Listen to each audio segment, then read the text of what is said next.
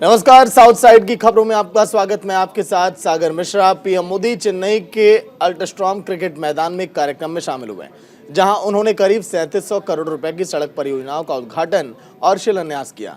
इससे पहले रामकृष्ण मठ के 125वीं वर्षगांठ समारोह में शामिल हुए। मठ में पीएम मोदी ने स्वामी विवेकानंद की प्रतिमा के सामने खड़े होकर उन्हें नमन किया। इस दौरान मठ की तरफ से पीएम को स्वामी विवेकानंद की प्रतिमा भी भेंट की गई। वहीं इस मौके पर पीएम मोदी ने कहा कि रामकृष्ण मठ का मैं बहुत सम्मान करता हूं। इस मठ ने मेरे जीवन में महत्वपूर्ण भूमिका निभाई है। मैं तमिल भाषा, संस्कृति और लोगों से प्यार करता हूं। इसके साथ ही पीएम मोदी ने चेन्नई में श्री रामकृष्ण मठ की 125वीं वर्षगांठ के उपलक्ष्य में आयोजित समारोह में कहा कि कन्याकुमारी में एक चर्चित शिला पर तपस्या करते हुए स्वामी जी ने जीवन के लक्ष्य की खोज की। इससे उनके जीवन में बदलाव आया और इसका असर शिकागो में दिखा। पीएम मोदी दक्षिण मिशन पर हैं, जहां उन्होंने इससे पहले दक्षिण भारत को कई सौगातें दी हैं। Request our Honorable Prime Minister to unveil the flag.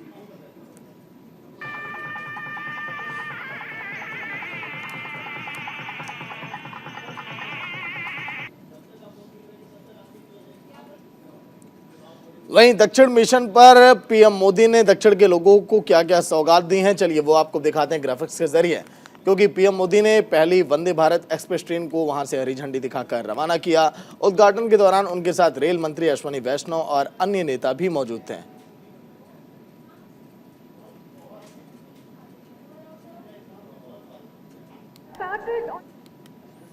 तो देखिए, सिकंदराबाद तिरुपति वंदे भारत ट्रेन की जो सौगात मिली, सिकंदराबाद तिरुपति वंदे भारत एक्सप्रेस को हरी झंडी दिखाई पीएम ने। इसके साथ ही साथ तेलंगाना से शुरू की जाने वाली दूसरी वंदे भारत ट्रेन है ये। इसके पहले भी एक सौगात मिल चुकी है। इस कड़ी में लगातार कैसे लोगों को ज़्यादा से ज़्यादा सुविधाएं दी जाए, कैसे लोगों को सहूलियत हो। ट्रेन तिरुपति जैसे धार्मिक रूट पर ये चलेगी, ताकि जो भी लोग धार्मिक जगहों पर जाना चाहते हैं उन्हें किसी प्रकार की कोई दिक्कत ना हो। वहीं तिरुपति बालाजी का दर्शन करने वालों को इससे फायदा होगा, कहा यह भी जा रहा है।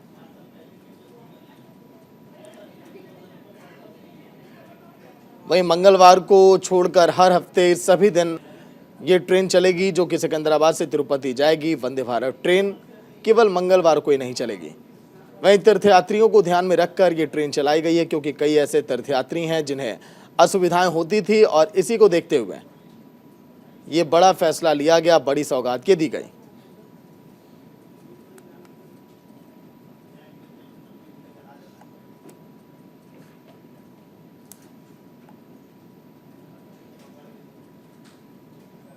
आज मुझे तेलंगाना के विकास को और गति देने का पुनः सौभाग्य मिला। थोड़ी देर पहले ही तेलंगाना आंध्र प्रदेश को जोड़ने वाली एक और वंदे भारत ट्रेन को हरी झंडी दिखाई गई है। ये आधुनिक ट्रेन अब भाग्यलक्ष्मी मंदिर के शहर को भगवान श्री वेंकटेश्वर धाम तिरुपति से जोड़ेगी। यानी एक प्रकार से ये वंदे भारत एक्सप्रेस आस्था, आधुनिकता, टेक्नोलॉजी और टूरिज्म को कनेक्ट करने वाली है।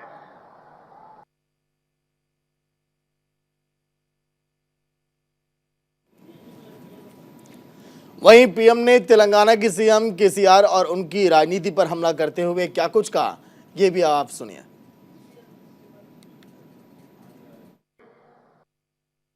कुछ मुट्ठी भर लोग विकास के इन कार्यों से बहुत बौखलाए हुए हैं।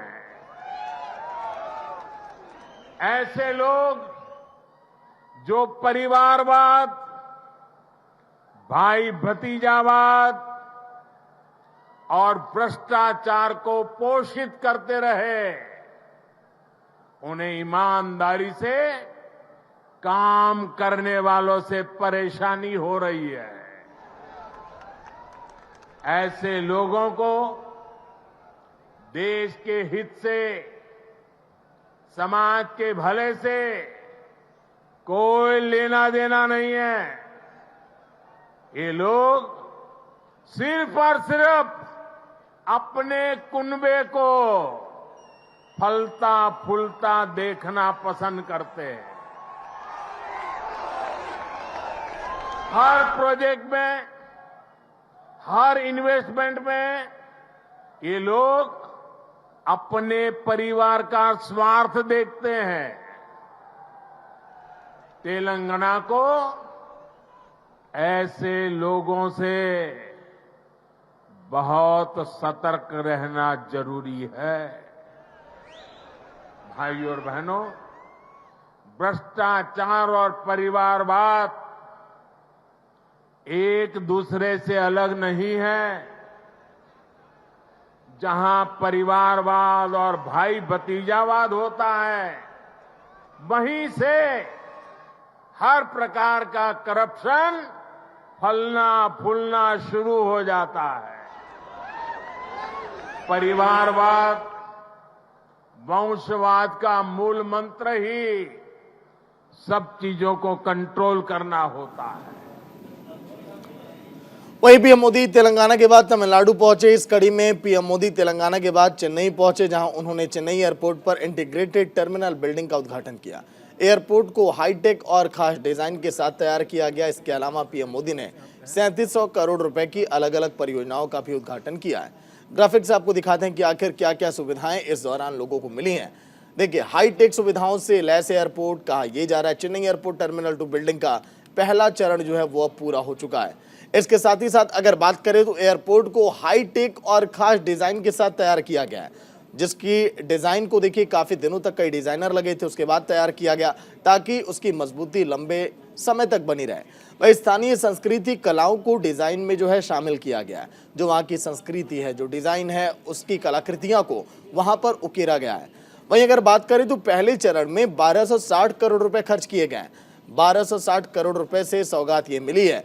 और बिल्डिंग कितने वर्ग किलोमीटर में फैला हुआ है ये भी अब आप जानिए, क्योंकि बिल्डिंग जो है उसका क्षेत्रफल है 1,36,295 वर्ग मीटर, जितने दायरे में पूरी बिल्डिंगें फैली हुई है। वहीं एयरपोर्ट के अगर विस्तार को लेकर अगर बात करें तो एयरपोर्ट का विस्तार भविष्य को ध्यान में रखकर किया गया, ताकि आने वाले दिनों में और भविष्य में अगर बहुत ज्यादा वहां पर भीड़ हो जाए तो उस हिसाब से भी वहां पर लोगों को दिक्कतें ना हो, परेशानियां ना हो, क्योंकि कई एयरपोर्ट पर इस तरह की दिक्कतें देखी गई। वहीं यात्रियों के फ्लो, आबादी और क्लाइमेट को ध्यान में रखकर निर्माण किया गया है। वहां पे अगर यात्रियों का फ्लो अगर अचानक बढ़ गया तो उसको ध्यान में रखकर पूरे इसके डिजाइन और निर्माण को बनाया गया है। वहीं नए टर्मिनल बिल्डिंग में तमिल संस्कृति को दर्शाया गया है।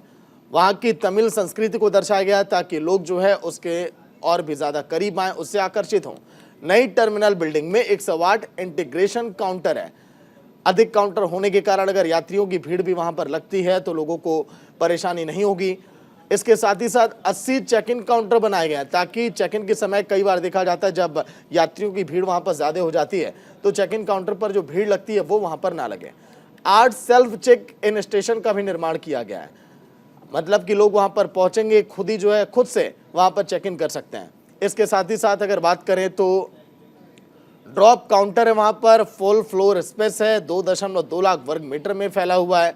तो देखिए, यात्रियों की सुविधाओं को ध्यान में रखकर ही पूरा इसका निर्माण किया गया। नए टर्मिनल बिल्डिंग के पास कार पार्किंग की भी सुविधा है। अगर कोई अपनी कार से जाता है या फिर कोई यात्री किसी को ड्रॉप करने के लिए जाता है तो उसे भी वहां पर असुविधा ना हो। वहीं यात्रियों के लिए मेट्रो और बस सेवा के लिए भी अंदर के ही रास्ते जगह है, यानी कि अब आप अगर एयरपोर्ट से निकलेंगे तो तुरंत आप मेट्रो तक पहुंचा सकते हैं। वहीं खास बात यह कि एयरपोर्ट पर भीड़ की भी वहां पर कमी देखी जाएगी। भीड़ की अगर वहां पर देखिए कमी होगी तो ऐसे में जब वहां पर दायरा ज्यादा है, जगह ज्यादा, तो फिर अगर भीड़ अगर बढ़ती भी है तो फिर दिक्कत वहां पर नहीं होगी। वहीं पीएम मोदी ने चेन्नई और कोयंबटूर के बीच वंदे भारत एक्सप्रेस को भी हरी झंडी दिखाकर रवाना किया है। तस्वीरें आपके टीवी स्क्रीन पर है। पीएम मोदी ने एक ही दिन में दूसरी वंदे भारत ट्रेन को हरी झंडी दिखाई।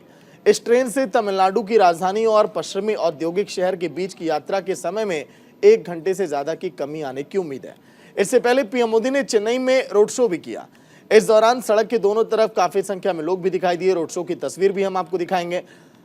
Doctor MGR Chennai central railway station पर एक कार्यक्रम में पीएम मोदी ने ट्रेन को हरी झंडी दिखाई जो आधुनिक यात्री सुविधाओं से लैस है। ये देखिए रोड शो की ये तस्वीर एक तरफ आप देख पा रहे हैं। यहाँ पर स्कूली छात्रों से भी पीएम मोदी ने आज के दिन बातचीत की है, वो भी आपने देखी तस्वीर। दोनों शहरों के बीच सबसे तेज ट्रेन है, जिससे यात्रा के समय में 1 घंटे से अधिक की बचत होगी। तमिलनाडु के दोनों शहरों को जोड़ने वाली ट्रेन में स्वदेशी स्वचालित ट्रेन सुरक्षा प्रणाली कवच, सभी डिब्बों में सीसीटीवी कैमरे और स्वचालित स्लाइडिंग दरवाजों के साथ भी यात्री सुरक्षा को बढ़ाया गया है। इस दौरान रेल मंत्री अश्वनी वैष्णव, तमिलनाडु के राज्यपाल RN Ravi, CM MK Stalin भी वहां पर मौजूद थे। तो चलिए ग्राफिक्स आपको दिखाते हैं कि आखिर और क्या क्या सौगातें मिली हैं। चेन्नई कोयम्बटूर वंदे भारत एक्सप्रेस को पीएम मोदी ने आज का दिन हरी झंडी दिखाई और ये उसी दौरान की ये तस्वीर है। सेमी हाई स्पीड से ट्रेन ये चलेगी और देखिए जब पीएम ने हरी झंडी दिखाई तो वहां पर कई दिग्गज नेता मौजूद थे, वहां के CM भी थे। ज्योतिरादित्य सिंधिया भी आज के दिन वहां पर पहुंचे हुए थे इस दौरे में। वंदे भारत ट्रेन जो है सेमी हाई स्पीड से चलेगी, यानी कि इसकी स्पीड जो है बहुत ज़्यादा होगी और बहुत कम समय में ये ज़्यादा से ज़्यादा दूरी भी तय करेगी। ट्रेन चेन्नई और कोयम्बटूर के बीच चलेगी। कोयम्बटूर और चेन्नई के बीच ये ट्रेन चलेगी ताकि कोयम्बटूर और चेन्नई के जो यात्री हैं जो पहले परेशान होते थे उन्हें अब दिक्कतें नहीं होंगी, आसानी से पहुँच सकेंगे। वहीं एग्जीक्यूटिव कोच सहित 8 कोच हैं इस पूरे ट्रेन में। अगर हम डिब्बों की बात करें तो 8 कोच होंगे और 530 लोग जो है इसमें बैठ सकेंगे। 530 यात्री यहाँ पर बैठ कर सकते हैं, एक साथ सफ़र कर सकते हैं। लेकिन 6 घंटे में केवल सफ़र ये पूरा हो पाएगा। 6 घंटे में महज केवल ये पूरी दूरी जो है कवर हो जाएगी। ट्रेन बुधवार को छोड़कर सभी दिन चलेगी, ये भी कहा जा रहा है। वहीं कांग्रेस पार्टी से इस्तीफा देने के बाद देश के पहले गवर्नर जनरल C राजगोपालाचारी के परपोते CR केसवन बीजेपी में शामिल हो गए। उन्होंने 1.5 महीने पहले बड़े आरोपों के साथ कांग्रेस पार्टी से उन्हें किनारा कर लिया था। केसवन ने कांग्रेस पार्टी के काम करने के तरीके पर सवाल उठाए थे और कहा था कि 2 दशकों से जिस मूल्य ने उन्हें पार्टी से जोड़े रखा वो अब पार्टी के काम करने के तरीके में नजर नहीं आ रहे हैं। बीजेपी मुख्यालय में CR केसवन ने बीजेपी ज्वाइन कर ली। केसवन ने दिल्ली में एक प्रेस कॉन्फ्रेंस में बीजेपी नेताओं को धन्यवाद भी दिया है। उन्होंने कहा कि मैं दुनिया की सबसे बड़ी राजनीतिक पार्टी में मुझे शामिल करने के लिए बुजुर्गों को मैं धन्यवाद देना चाहता हूं, खासकर उस दिन जब पीएम तमिलनाडु में है।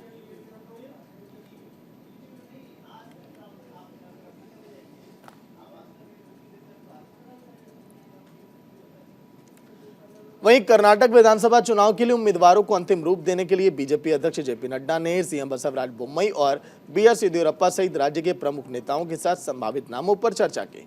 पत्रकारों से बात करते हुए CM बोम्मई ने कहा कि हमारे पास जिला और निर्वाचन क्षेत्रवार विवरण और हाल के सर्वेक्षण के परिणाम हैं। इन सब बातों को ध्यान में रख हम आगे के काम को अब चालू करेंगे।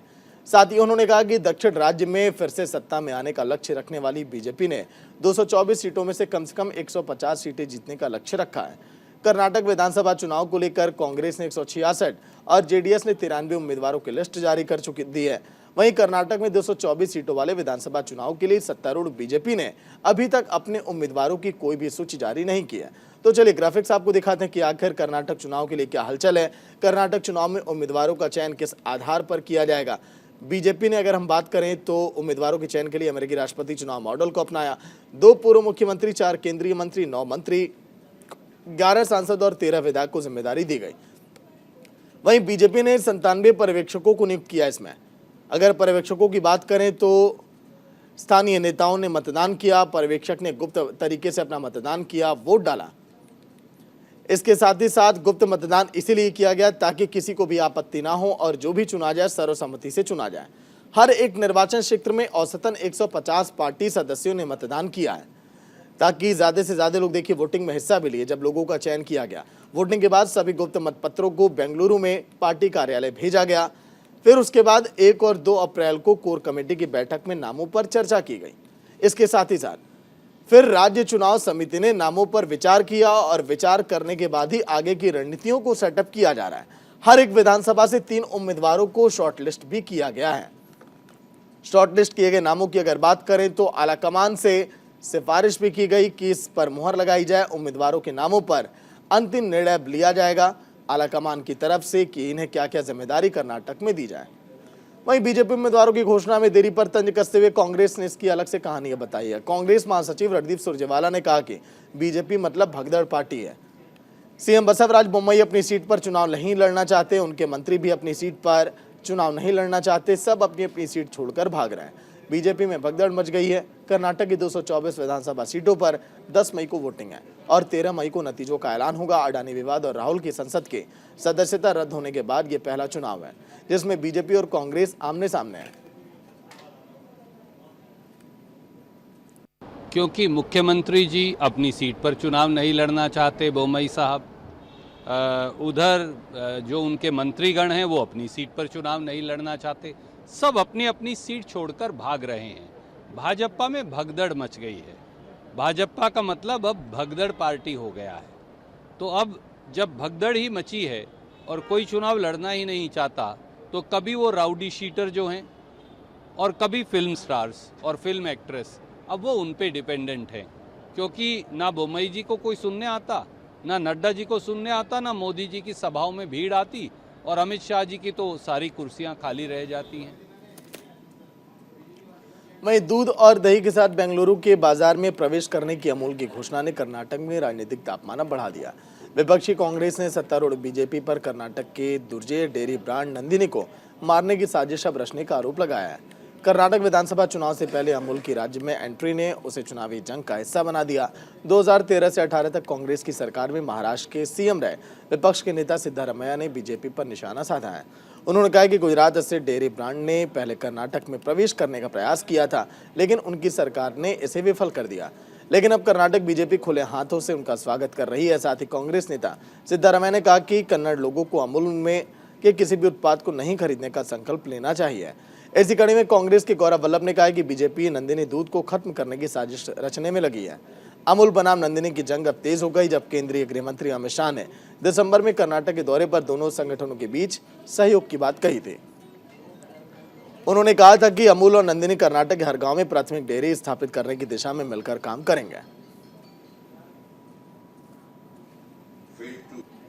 ये जो डेयरी के किसान हैं उनके साथ भारतीय जनता पार्टी की सरकार विश्वासघात करना चाहती है। और हमारा सवाल है कि क्यों कर्नाटक मिल्क फेडरेशन, जो कि अपना अच्छा खासा काम कर रहा था, क्यों कर्नाटक के डेयरी किसान जो अपनी अच्छी खासी जिनकी आमदनी थी, अपनी मेहनत से काम कर रहे थे, उनको क्यों किसी और के साथ मर्ज किया जा रहा है? ऐसी क्या मजबूरी है? क्यों नंदिनी को नामो निशान मिटाया जा रहा है कर्नाटक से? क्योंकि नंदिनी का अर्थ पुत्री होता है, स्त्री होता है, इसलिए उसका नामो निशान मिटा रही है भारतीय जनता पार्टी की सरकार। और ये सोची समझी साजिश है, क्योंकि ये पहले अमित शाह जी ने बोला, आज भारतीय जनता पार्टी के सारे जो बड़े मंत्री हैं, जिसमें माननीय सांसद है कर्नाटक से शोभा जी, वो भी इसका बचाव कर रही है। हम मांग करते हैं कि कर्नाटक के प्राइड को, कर्नाटक के गर्व को रिस्टोर किया जाए और जो कर्नाटक मिल्क फेडरेशन जिसके ऊपर कर्नाटक के हजारों करोड़ डेयरी किसानों का जो जीवन का जो खर्चा निकलता है उसको रिस्टोर किया जाए और ये कर्नाटक मिल्क फेडरेशन की ग्लोरी उससे वापस लौटाई जाए। वहीं कर्नाटक कांग्रेस प्रमुख डीके शिवकुमार ने बड़ा बयान दिया। उन्होंने कहा कि अगर विधानसभा चुनाव में कांग्रेस सत्ता में वापसी करती है तो वह मुस्लिमों को 4% कोटा खत्म करने के सत्तारूढ़ पार्टी बीजेपी के फैसले को रद्द कर देगी। शिवकुमार ने कहा कि बिना किसी परेशानी के हमने अपनी 2 सूचियां बना ली हैं, लेकिन बीजेपी अभी तक अपनी सूची जारी नहीं कर पाई। उन्होंने कहा कि अभी और सूचियां आएंगी, जैसे ही हमारी सरकार आएगी हम आरक्षण के मुद्दे को रद्द कर देंगे और अल्पसंख्यक के हितों की रक्षा करेंगे। कर्नाटक सरकार ने मार्च में अल्पसंख्यक के लिए 4% कोटा को खत्म करने और उसे राज्य के 2 प्रमुख समुदायों के मौजूदा कोटे में जोड़ने का फैसला किया था।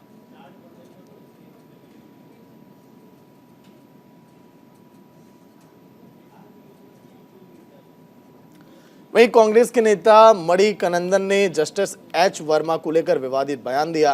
विवादित बयान देते हुए उन्होंने कहा कि पार्टी के सत्ता में आने पर राहुल गांधी को 2019 के मोदी सरनेम मानहानि मामले में 2 साल कैद की सजा सुनाने वाले जज की जीप काट दी जाएगी। इस टिप्पणी को लेकर उनके खिलाफ मामला दर्ज कर लिया गया। कांग्रेस के मणिकनंदन ने यह बयान उस समय दिया जब भारतीय कांग्रेस पार्टी के एससी और एसटी विंग तमिलनाडु के निंडगुल में राहुल गांधी की अयोग्यता के खिलाफ विरोध कर रहे थे। जस्टिस एच वर्मा ने कांग्रेस नेता राहुल गांधी को 2019 के आपराधिक मानहानि मामले में 2 साल की जेल की सजा सुनाई है।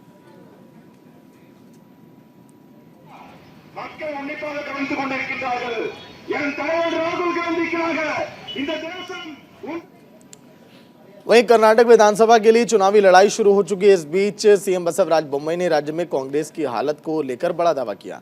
उन्होंने कहा कि राज्य में 10 मई को होने वाले विधानसभा चुनाव में कांग्रेस का प्रदर्शन पिछली बार से भी खराब रहेगा और करीब 60 सीट पर उसके पास उपयुक्त उम्मीदवार नहीं है। उन्होंने दावा किया कि कांग्रेस के पास न केवल उम्मीदवारों की कमी है बल्कि राज्य में उसके पास जनाधार भी नहीं है। उसकी नीतियां भी अस्पष्ट हैं।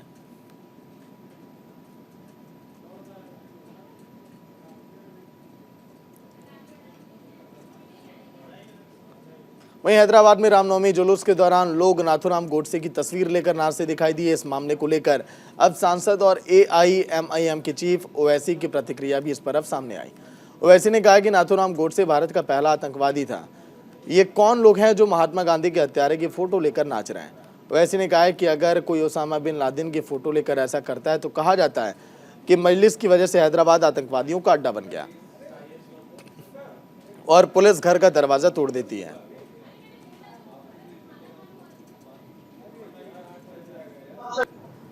कोई कहता है कि सुधार कर दूंगा। हद तो ये हो गई कि शहर हैदराबाद में नाथूराम गोडसे की फोटो लेकर आते हैं।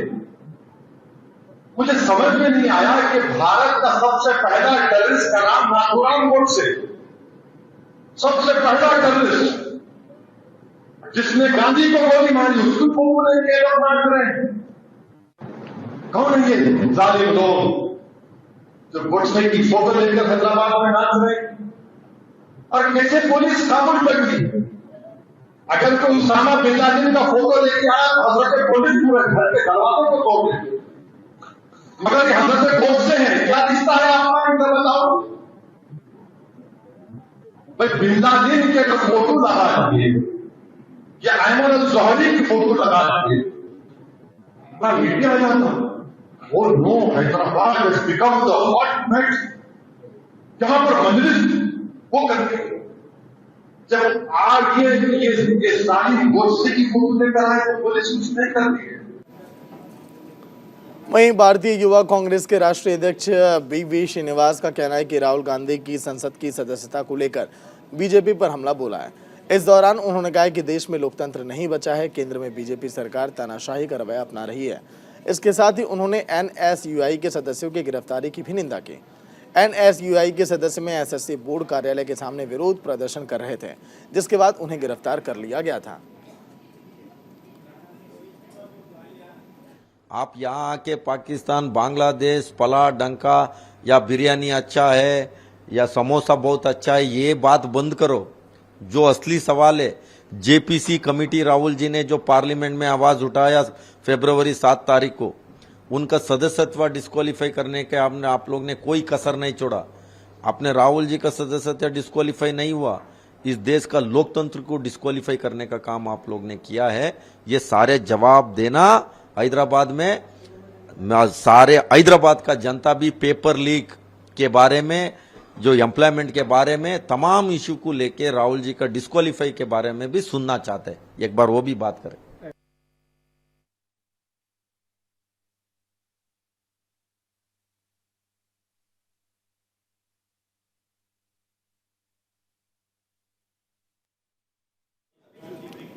वहीं तमिलनाडु के सीएम स्टालिन ने वीडियो कॉन्फ्रेंसिंग के जरिए केलाडी में म्यूजियम का उद्घाटन किया। यह संग्रहालय तमिलों के इतिहास, उनकी विरासत और संस्कृति को प्रदर्शित करने के उद्देश्य से बनाया गया था। प्रदर्शनों में मिट्टी के बर्तन और ईंट की संरचनाएं भी शामिल हैं। इस दौरान सीएम स्टालिन ने कहा है कि इस म्यूजियम के माध्यम से लोगों को काफी कुछ जानने का मौका मिलेगा।